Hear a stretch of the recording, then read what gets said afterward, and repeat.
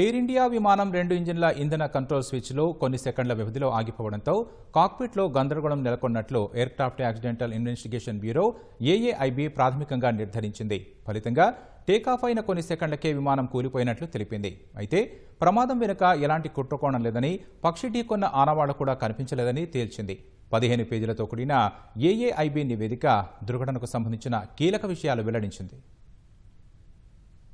అహ్మదాబాద్ విమాన ప్రమాద ఘటనలో ఎలాంటి కుట్రకోణం లేదని aircraft accident investigation bureau AAIB తేల్చింది. విమానం ప్రయాణించిన మార్గానికి సమీపంగా పక్షులు కూడా ఎగరలేదని, అవి ఢీకొన్న ఆనవాళ్లను గుర్తించలేదని వెల్లడించింది. టేకాఫ్ తర్వాత 0.9 నాటికల్ మైలు ప్రయాణించిన విమానం 32 సెకండ్లు మాత్రమే ఆకాశంలో ఉన్నట్లు ఏఏఐబీ పేర్కొంది.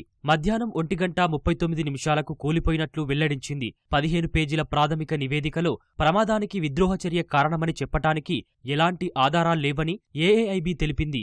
అయితే ఇంజిన్ ఇంధన కంట్రోల్ స్విచ్ ఆగిపోవడం వల్లే ప్రమాదం జరిగి ఉండొచ్చని ప్రాథమికంగా అంచనా వేసింది. సెకండ్ తేడాతో 2 ఇంజన్ల ఇంధన కంట్రోల్ స్విచ్లు ఒకదాని తర్వాత ఒకటి ఆగిపోయినట్లు తెలిపింది. వాటిని తిరిగి రన్ చేసేందుకు పైలట్లు ప్రయత్నించారని, ఒకటి పాక్షికంగా పనిచేయగా రెండోది రికవరీలో విఫలమైనట్లు వెల్లడించింది. ప్రమాద సమయంలో థ్రస్ట్ లివర్లు పనిచేయనట్లు అనిపించాయని ఏఏఐబీ పేర్కొంది. కానీ బ్లాక్ బాక్స్ డేటాను పరిశీలిస్తే థ్రస్ట్ లివర్లు పనిచేసేందుకు ప్రయత్నించినట్లు కనిపించినట్లు తెలిపింది. ఆ ప్రకారంగా సాంకేతిక వైఫల్యం ఉన్నట్లు అనుమానాలు వ్యక్తం చేసింది. టేకాఫ్కు ఫ్లాప్ సెట్టింగ్, గేర్ సాధారణంగా పనిచేశాయని, వాతావరణ పరిస్థితులు కూడా అనుకూలంగా ఉన్నట్లు పేర్కొంది. పైలట్లు ఇద్దరూ మెడికల్గా ఫిట్గా ఉన్నారని, ఇలాంటి విమానాలు నడిపిన అనుభవం వారికి సరిపడినంత ఉన్నట్లు ఏఏఐబీ స్పష్టం చేసింది.